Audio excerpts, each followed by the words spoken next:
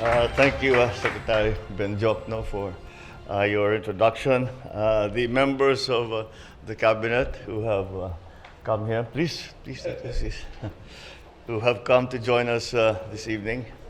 Vice President Sara Duterte and a member of the Philippine delegation, House Speaker Martin Romualdez, as of course, Pasay City Representative Antonino Calixto and Mayor Imelda Calixto Rubian. Good evening. And the Armed Forces of the Philippines Chief of Staff, Lieutenant General Bartolome Bacaro, other major service commanders, the PNP Chief, General Juna Surin, fellow workers in public service, ladies and gentlemen, good evening. I'm very happy that I am able to report the results of the 29th APEC leaders meeting that I have just come back from in Bangkok. It was, of course, we discussed with the other leaders all of the issues that our countries have been facing, are facing, and what possible solutions we have for the problems that we see that are upcoming. And the most important thing that I was able to surmise or to understand from this meeting was very simple, that it is very encouraging, because the problems as we have identified them seem to be the same problems for most of the countries. In other words, we have a consonance of views and analysis on the things that are to be of concern. And furthermore, the solutions for that are things that we now have formulated. Of course, the subject of climate change, the subject of supply chains, the subject of food supply, the subject of digitalization, the empowerment of women, these were some of the issues that were discussed. And it was a very useful and productive process, because, as I said, we have now a way forward for all of us members of APEC. And this includes the United States, it includes the Russian Federation, it includes Australia, Canada, New Zealand. And so it's not just the ASEAN, but all of these other countries around the Pacific. So it was really very much a world forum. So it was that we could hear from countries from very far apart, what the issues that they are facing, that they would like to partner with APEC and with specific countries in solving. And this is essentially the idea of unity, the idea of, as we refer to it, is APEC and ASEAN centrality.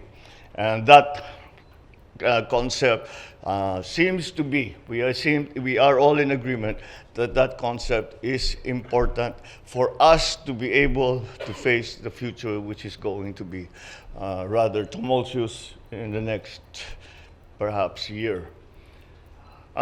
Besides the plenary sessions that we had, where we hear from every single member economy, as it is referred to, besides that, I had several bilateral meetings.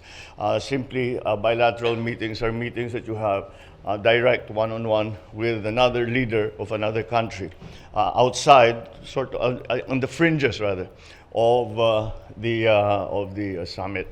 And that was also very useful, because in a sense, one of the most important things, at least for me, was the reason I thought that I must attend these conferences is that I know now I have spoken to, I have discussed many issues with all the leaders of our region, of the Asia Pacific.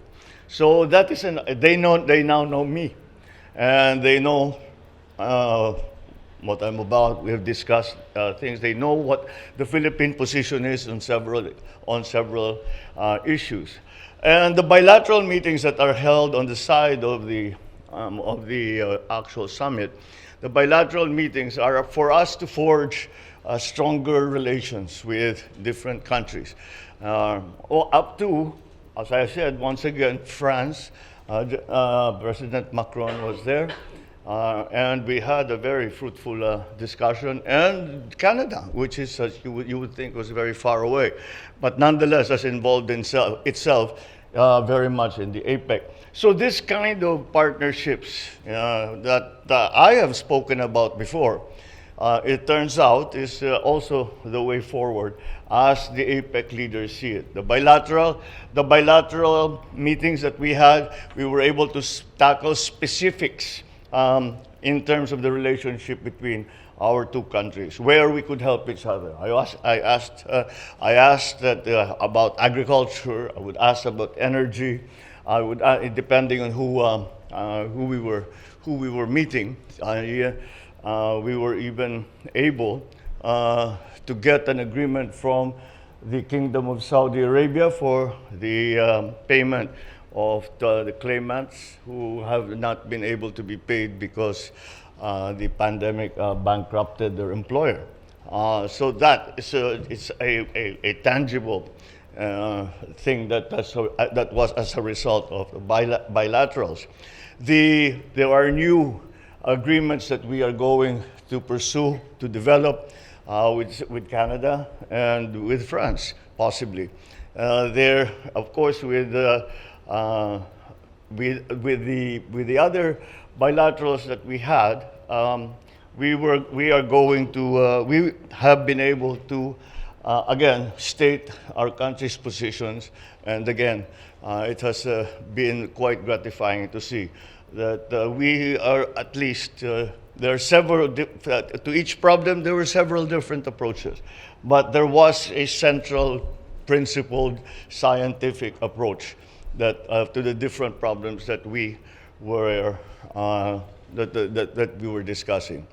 The overarching global concern for everyone is and should be the climate change issues that are coming. Every discussion that we had, you can talk about the economy, you can talk about geopolitics, you can talk about anything. You can talk about, go into detail, you talk about fisheries, you talk about governance, you talk about anything.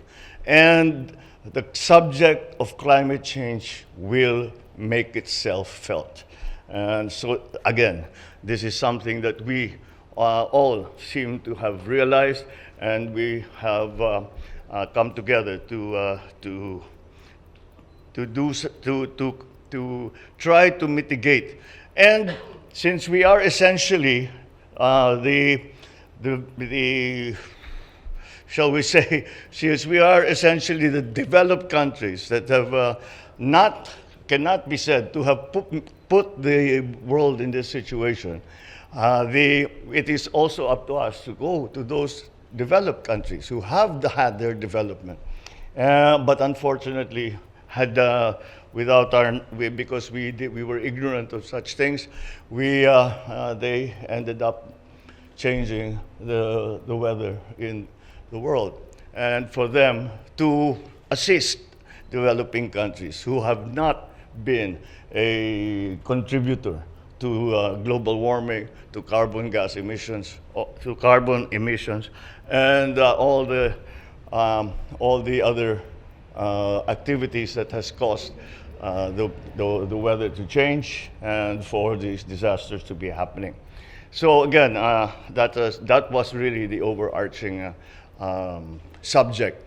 We, of course, the economy, you start off talking about the economy, you end up somehow, at some point, talking about climate change. And so I think there will be a very strong push. The APEC countries have really said that we have many agreements that are in place, but there's very little that has been actually done. And so that is going to be the push by APEC, by ASEAN, by the Asia Pacific countries. And then before we left, we, of course, all managed to meet with the Filipino community in Bangkok. We had a very enthusiastic crowd. And as ever, it was, after all, the serious and very important discussions, it's always a breath of fresh air to spend time with fellow Pinoys around the world. So that essentially, these are the broad strokes of the trip that we have just come back from. And there's much that we can start to develop because some of the bilaterals were with private corporations. We were entertained by private corporations who want to invest in the Philippines. So those are the things that we have to follow up. We have much to do to play our part in APEC, and we will undertake all that so that we will contribute to the success of this region, because the ultimate, in terms of the economies, the ultimate aspiration is for the APEC region, Asia Pacific region, to return to its old role as the driver of the global economy. And if we do all of the things that we are planning to do, that will come back again, and we once again will be at the forefront of the global economy. So that is what we are working towards, and that is what we had tried to develop in Bangkok. Thank you very much, and good evening.